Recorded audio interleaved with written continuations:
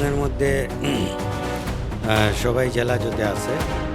আমরা রাষ্ট্রপক্ষ এই মামলা প্রমাণ করতে সক্ষম হয়েছি। দর্শন হতে গেলে মূলত জোরপূর্বক দর্শন হতে হয়।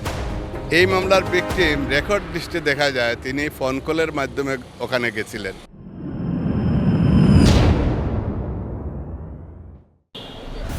স্বামীর কাছ থেকে স্ত্রীকে কেড়ে নেওয়া হয়। এরপর ৮ জন ছাত্রলীগ নেতা মিলে একজন নারীকে ধর্ষণ করেছেন। এমন ঘটনা ঘটেছিল সিলেটের ঐতিহ্যবাহী এমসি কলেজ হোস্টেলে, যে ঘটনায় নাড়া পড়েছিল বাংলাদেশ তথা সমগ্র বিশ্বে। আলোচিত এই মামলার রায় হতে যাচ্ছে আগামী 14 তারিখ। রাষ্ট্রপক্ষ যেখানে সর্বোচ্চ শাস্তি কামনা করছে, সেখানে আসামিপক্ষ সব আসামিকে খালাস প্রার্থনা করছে। রাষ্ট্রপক্ষের দাবি, এই মামলায় 25 জনের সাক্ষ্য গ্রহণ করা হয়েছে এবং সেই সাক্ষ্যের ভিত্তিতে আসামিদের সাজা হবে। এখানে আসামি 8 জন। 8 জনের মধ্যে সবাই জেলা জুতে আছে। আমরা রাষ্ট্রপক্ষ এই মামলা প্রমাণ করতে সক্ষম হয়েছি। আমরা আশাবাদী যে বিজ্ঞ ট্রাইব্যুনাল থেকে সঠিক বিচার পাব।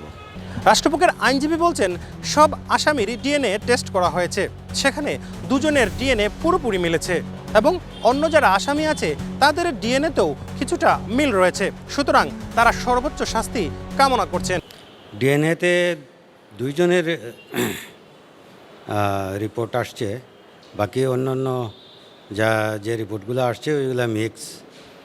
আর যে 22 ধারার জবানবন্দি আছে, মেডিকেল রিপোর্ট আছে, সব কিছু মিলিয়ে আমরা মামলাটা প্রমাণ করতে সক্ষম হয়েছে। তবে আসামি পক্ষের আইনজীবী বলছেন, এই মামলার কোনো মেরিট নেই।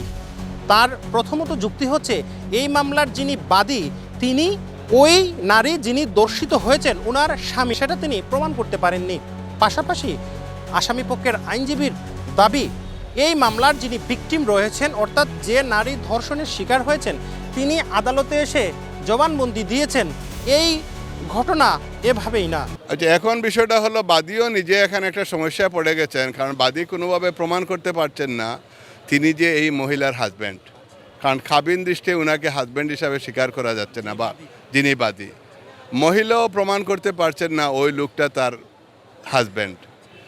আসামি পক্ষের আইনজীবী বলছেন, ওই নারী ফোন কলের মাধ্যমে প্রথমে একটি বাসাতে গিয়েছিলেন, সেখানে গিয়ে তিনি স্বেচ্ছায় 2 জনের সাথে মেলামেশা করেছেন, তারপর সেই ঘটনা ঘটেছে। সুতরাং এটি কখনো ধর্ষণ হতে পারে না।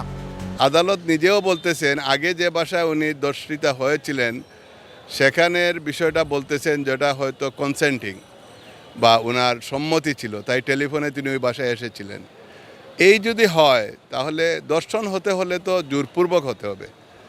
আমরা আদালতকে যাবতীয় রেকর্ড দৃষ্টি দেখিয়েছি যে জোরপূর্বক দর্শন হয় নাই।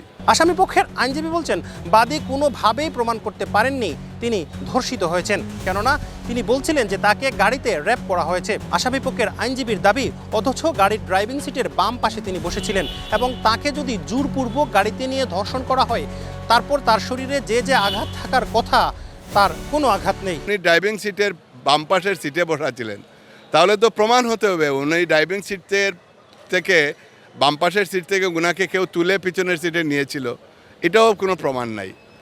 আর দেখা যাচ্ছে যে পিছনের সিটে উনি দর্শিতা হয়েছেন, বাট কোথাও রেকর্ডে এটাও প্রমাণ মিলে না যে উনি কোনোভাবে রেজিস্ট করার চেষ্টা করেছিলেন, বাধা দেওয়ার চেষ্টা করেছিলেন বা চিৎকার করেছিলেন। উনার কোনো আউটক্রাই নাই, কোনো হাল্লা চিৎকার নাই। ওনার হাজব্যান্ড 10 থেকে 15 হাত দূরে দাঁড়ানো, হাজব্যান্ডও হাল্লা চিৎকার করছেন না, তিনিও বলতেছেন না কাউকে যে আমার স্ত্রীকে দর্শন করতেছে এরা। উনি আবার গাড়ির দরজা খুলে দিচ্ছেন, উনি গাড়ির ভিতরে আসামির একজনের পর একজন ঢুকতেছেন। একজন দর্শনিত হওয়ার পরেই তো তিনি চিৎকার করে বলতে পারতেন যে আমাকে একজন দর্শন করতেছে জোরপূর্বক, তাও বলেন নাই। হাজব্যান্ড তো 15 হাত দূরেই আসেন, বা 15 থেকে 25 ফুট দূরে ম্যাক্সিমাম। রাষ্ট্রপক্ষ বলছে, সব আসামির সর্বোচ্চ শাস্তি হতে পারে। আসলে আদালত কি রায় দিচ্ছেন সেটা জানা যাবে আগামী 14 তারিখে। হুসাইন আহমেদ সুজাদ, 71 সিলেট।